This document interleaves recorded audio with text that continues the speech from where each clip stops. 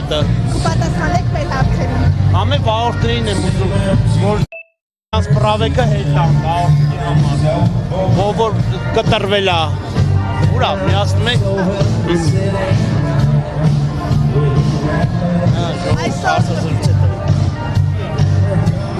Այսօր աշխատողների տոնն է, մենք դες ճանաչում ենք Yandex ծառայություններ մատուցող վարորդ հետ, հիշում ենք, որ բողոքի տարբեր ակցիաներ եք կազմակերպել, դուք գոհ եք դեր աշխատանքային պայմաններից, ի վերջո բարելավվեցին այդ պայմանները։ Որոշ չափով, շատ որոշ չափով ու շատ քիչ տոկոսներով բարելավը, բայց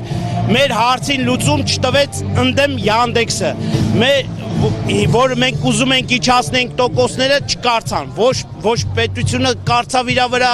ոչ է Yandex-ը, ոչ է խղճած մեզի իջացել։ Հիմա նայում եմ այն կողմը, նայում եք մենակ Yandex-ի առաքիչներն էին, բայց վարորդները ուրա, եթե իրան կարդարեն, կարային վարորդներին է ներգրավեին, չէ։ Իրենք ազգությամբ հայ չէին։ Հա, հնդիկ էին, որտեղ վարորդներին չէին կարա ներգրավեն, որտեղ վարորդները իրանց բողոքի ակցիան կներկայացնեին, դրա համար չէին վարորդներին բերում։ Ձեր խնդիրները շարունակում են մնալ ակտուալ։ Այո, որտեղ տոկոսները չեն իջացրել, դեռ 25% է, թող տոկոսները իջացնեն։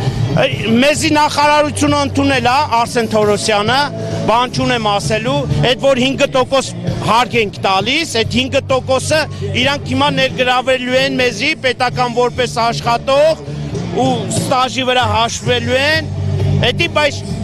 հլը